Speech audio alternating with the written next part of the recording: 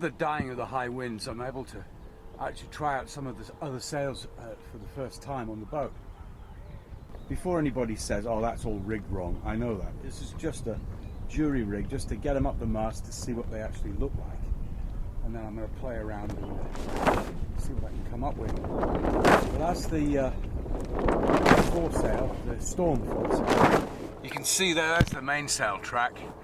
And this is a separate track where the storm sail runs up. It starts from the bottom down here and goes up the side of the mainsail. That way you don't have to take the mainsail off to get the storm sail on. It's loose fitted, so I'm going to make a kind of a strop arrangement to hold this end of it down. When it's rigged properly, this end will be attached to the outhaul that normally controls the back end of the mainsail, as it were. But we're just doing a jewelry rig today just to see how it all works. And yeah, it goes up the mast. They're brand new, they've never been used. It's a big old mess on the deck, but you can imagine trying to do all this in a storm. So the idea of this exercise is to get used to everything, see how it works in fine conditions. And yeah, interesting. Just a little sidebar to today's video. Got a lot of fish hanging around the outside of the boat.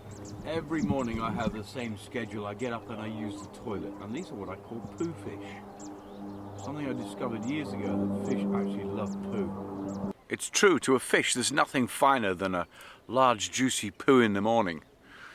They love it, and it's green. Before anybody says anything, I mean, I do flush my toilet into the sea, and when I'm at sea or in this lagoon, that's fine. Of course, I don't do it in a marina or somewhere in an enclosed space. That's different.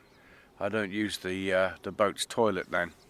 But hey, there's nothing greener than pooing in the sea, is there? When you think about it, fish love it. And so, continuing with my maintenance day, I've removed my spinnaker pole from the mast. For those that don't know, this is a spinnaker pole here. It can be used while it's attached to the mast to hang out board of your boat and hold your sail out when it's not very windy. Normally mine's attached to the mast from the bottom there to somewhere up there, which is fine, it keeps it out of the way, but I've read and heard of many accounts of people who've lost their mast and used the spinnaker pole as a makeshift mast. The spinnaker pole is just long enough so when mounted on the deck where the mast normally would stand, had you lost your mast, with a small set of sails on, it's enough to get you home. But the problem is, if you lose your mast and your spinnaker pole is actually strapped to the mast at the time, you're going to lose that as well. So that's the reason why I've taken it off. I figured if she's stowed on deck, she'll be safe there. This is my steering position, and this is an instrument pod. As you can see, it contains various instruments that will help me sail, except for one that's missing, and that's this one here. It was letting in water and the screen was misting up, and I had to do what NASA would call rebooting, which is basically turning it on and off to get it to work again. So I've taken it apart, dried it out, put a silica bag inside and resealed it. Hopefully that'll take care of the problem, and I got to put it back in there.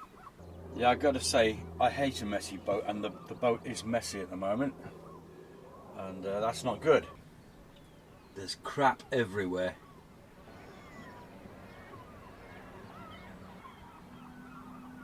I've come into the relative shelter of the Bimini here. It is so hot out there compared to what we've been having. It is really, really hot.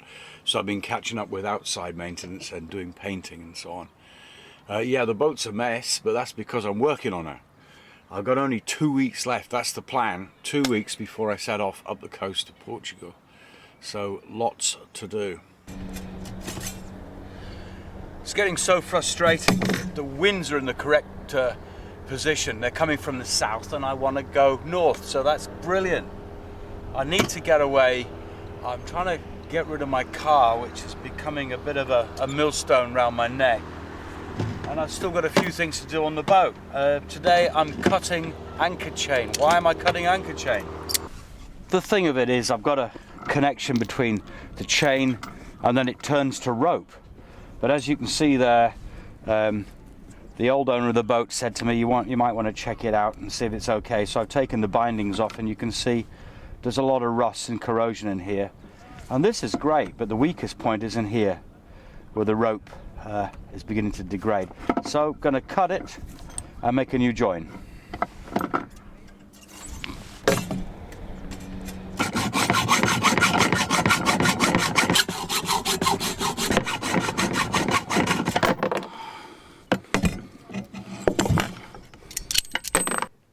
Well, managed to get the anchor sorted out, as I thought the connection that was on there between the rope and the chain was in need of changing. So I cut the rope back and took a link or two out of the chain and remade a new connection. So hopefully that's great. Yeah, we need to leave. I want to leave. The wind is from the south, and that's where I need it. Unfortunately, we're not ready to leave yet. I've still got to get rid of my car. A good old family retainer. It was my sister's car, and she gave it to me when I was penniless and I needed a vehicle, which was awesome. And it's been in the family since it was new. It's just a car, but you get attached to these things. And it's brought me down here to Alvor in Portugal safely. When I came down to Alvor, I took the back seats out. There should be another set of seats in there, but that was to get all my kit in for the boat. But she's got to go because I'm going to leave on the boat soon. I'm nearly ready. The weather's foul as usual, but we're waiting for a good weather window, and then I'm going to leave. So the car has to go.